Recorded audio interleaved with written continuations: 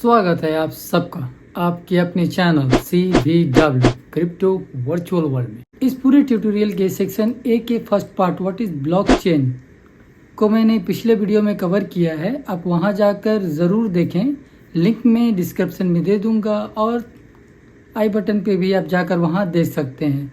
जैसा कि मैंने पहले भी आपको कहा था, हर एक वीडियो दूसरे से कनेक्टेड है, तो हर एक वीडियो को आपको देखने पड़ेगा दूसरे वीडियो को समझने के लिए।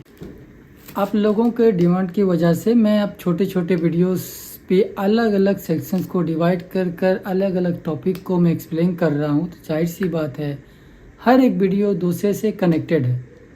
सो प्लीज़ एक वीडियो को समझना है तो दूसरे वीडियो को आपको देखना होगा। तो फिर चलते अपने स्क्रीन पर, लेकिन जाने से पहले एक लाइक करते जाइए और अगर वीडियो अच्छा लगे अंत तक देखिए तो चैनल को सब्सक्राइब भी कर दीजिएगा और लगे हाथ तो बेल आइकन भी दबा दीजिएगा ताकि नेक्स्ट वीडियो का नोटिफिकेशन आपको मिल जाए।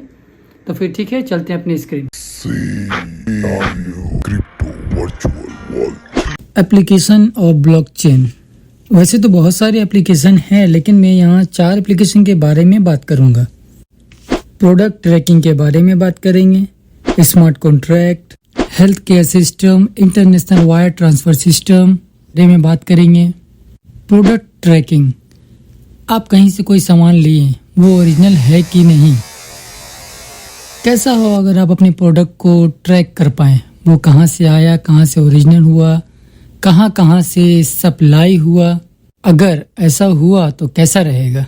भी बहुत से मार्केट इसका इस्तेमाल कर रहे हैं और कस्टमर जस्ट स्कैन करके इस प्रोडक्ट के बारे में पूरी डिटेल का पता लगा सकते हैं, क्योंकि जैसा मैंने पहले भी कहा था ये इम्यूटेबल लेजर प्रॉपर्टी पर काम करता है। मतलब ब्लॉक में अगर एक बार कोई भी चीज ऐड हो गया तो उसे मिटाया या बदला नहीं जा सकता।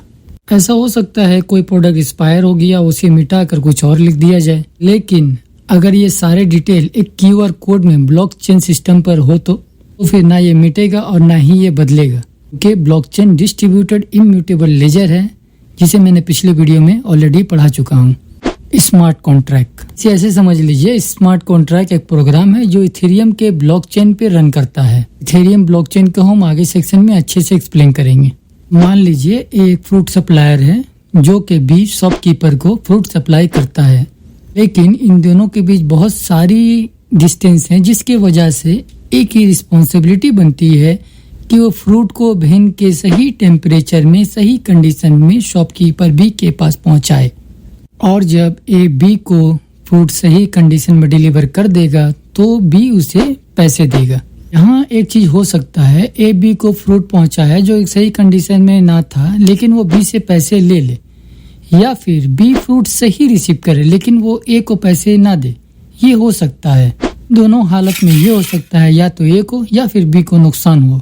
इसलिए तब जब ए और बी एक दूसरे पर भरोसा नहीं करते हैं तो नुकसान के चांसेस जाहिर सी बातें बढ़ जाते हैं। यहाँ ए और बी इस सिचुएशन से बचने के लिए एक स्मार्ट कॉन्ट्रैक्ट को फॉर्म कर सकते हैं। इसे हम एक डायग्राम से समझते हैं कि डिलीवरी कब देनी है, किस हालत में देनी है, किस टेम्परेचर में देनी है, दुकानदार को पेमेंट कब करनी है, किस हालत में करनी है, किस कंडीशन में करनी है। यहाँ हमने फूड टेम्परेचर को लेस देन 5 डिग्री कंसिडर किया है और वेन के टेम्परेचर को IoT डिवाइस से चेक करके हम देख सकते हैं कि सब ठीक है कि नहीं। अब यहाँ ऐसा कॉन्ट्रैक्ट बनेगा, अगर IoT डिवाइस डिटेक्ट करता है टेम्परेचर 5 डिग्री से ज़्यादा है तो रिसीव नहीं करनी, और अगर ऐसा नहीं है मतलब सब ठीक है तो ए डिलीवरी करेगा और बी को पैसे देने होंगे। अब लोग यहाँ ऐसा सोच सकते हैं कि इसका हो सकता है यहाँ ए मना कर दे या फिर बी मना कर दे, लेकिन ऐसा नहीं हो सकता। जैसा कि हमने पिछले वीडियो में पढ़ा है, ब्लॉकचेन एक इम्यूटेबल लेजर है जिसे ना ही मिटाया जा सकता है और ना ही बदला जा सकता है। ब्लॉक में जो ये एक बार सेव हो गया तो ये होकर ही रहेगा। तो जैसे ही डिलीवरी सही होगा, सही कंडीशन, सही टेम्परेचर में, तो बी के अकाउंट से ऑटोमेटिक पैसे ट्रांसफर हो जाएंगे ए के अकाउंट में। और अगर फ्रूट सही कंडीशन में नहीं मिला दुकानदार को तो ये डिलीवरी भी ऑटोमेटिक कैंसिल हो जाएगा। जी ये कितना बढ़िया एप्लीकेशन है। पहले अगर ऐसा कुछ होता था, कोई तरह का डिस्प्यूट होता था तो हमें कोर्ट जाने पड़ता था फैसला कराने के लिए, जिसमें काफ़ी वक्त और पैसा लगता था और एक सेंट्रलाइज बॉडी हमारे ये फैसला करती थी। लेकिन हमारे ब्लॉकचेन में ऐसा नहीं होगा, क्योंकि इसमें जो चीज़ एक बार सेव हो गया तो वो ब्लॉकचेन प्रॉपर्टी की वजह से होकर ही रहेगा। इंटरनेशनल वायर ट्रांसफ़र, इसे समझने के लिए हमारे करंट बैंकिंग सिस्टम को समझने होगा। मान लीजिए आपको यूएसए पैसा भेजना है, तो आप डायरेक्ट रिसीवर को पैसा नहीं भेज सकते हैं, आपको कॉरेस्पॉन्डेंट बैंक को पैसा भेजने होगा। मतलब आपका बैंक आपके रिसीवर को डायरेक्ट पैसा ना भेज के वहाँ किसी मिडिल बैंक को पैसा भेजेगा, जिसे हम कॉरेस्पॉन्डेंट बैंक कहते हैं। क्योंकि कोई इलीगल मनी लॉन्ड्रिंग वाला मामला ना हो, इसलिए ये सारे बैंक इन सब चीज़ों को चेक करते हैं। ये कॉरेस्पॉन्डेंट बैंक एक और एक से ज़्यादा भी हो सकते हैं। लॉजिक सी बात है, बहुत ज़्यादा टाइम लगेगा और इतने सारे बैंकों से हमारा ये ट्रांजैक्शन होकर गुजर रहा है, तो इसलिए बहुत सारा चार्ज भी लगेगा। यहाँ पर बहुत सारे प्रोसेस होते हैं, बहुत सारी चीज़ों को चेक किया जाता है, डॉक्यूमेंटेशन, ट्रांजैक्शन कहाँ है या क्या है नहीं है, बहुत सारी चीज़ों को यहाँ पर चेक किया जाता है, जिसकी वजह से काफ़ी ज़्यादा वक्त और पैसा लगता है। और ये कॉरेस्पॉन्डेंट बैंक एक से ज़्यादा भी हो सकते हैं और सबको अपनी अपनी फीस चाहिए, चार्ज चाहिए, तो ये चार्ज आपका 10 से 30% हो सकता है और टाइम टेकिंग भी आपका कम से कम 10 दिन लग सकता है। Disadvantage of the centralised banking system, huge fees, time taking. हमारे ब्लॉकचेन में इन दोनों चीज़ों से हम बच सकते हैं, क्योंकि यहाँ फीस जस्ट 2% होगा और टाइम टेकिंग, जैसे आप यूपीआई पेमेंट करते हो, जस्ट कुछ मिनटों में आपके रिसीवर के पास पैसा चला जाते जाएगा। ये आप देख सकते हैं बहुत सारे बैंक जैसे यूएसए के जेपी मॉर्गन बैंक 2016 से इस पर काम कर रहे हैं। ऐसा कि मैंने पहले भी कहा है, आने वाले वक्त में बहुत सारे जगहों पर इस ब्लॉकचेन का इस्तेमाल होगा और इंडिया में भी बहुत सारे जगहों पर इसका इस्तेमाल होगा।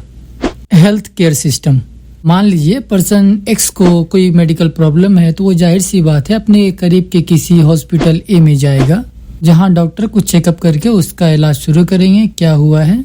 और फिर सपोज एक्स किसी और शहर में गया किसी और काम से और अचानक वहाँ उसका वही मेडिकल इश्यू हो गया, तो फिर जाहिर सी बात है वो उस शहर के हॉस्पिटल में, नियर बाई करीब के हॉस्पिटल में जाएगा और वहाँ भी वो सारे चेकअप फर्स्ट वो करेंगे और इस चक्कर में हो सकता है एक्स को इलाज में थोड़ा सा वक्त ज़्यादा लग जाए, कि वही सारे चेकअप फिर से दोबारा होगी, तो इलाज में थोड़ा लेट हो सकता है।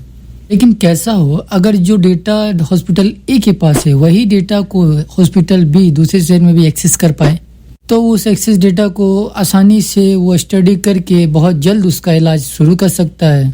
इसे सेंट्रलाइज सिस्टम मत समझिएगा, क्योंकि ये डेटाबेस पर्सन एक्स का ब्लॉक है ब्लॉकचेन पर, जिसे पर्सन एक्स ने हॉस्पिटल ए और बी को परमिशन दिया है कि एक्सेस कर सकते हैं। खैर, नॉलेज को कंटिन्यू दूसरे वीडियो में करेंगे।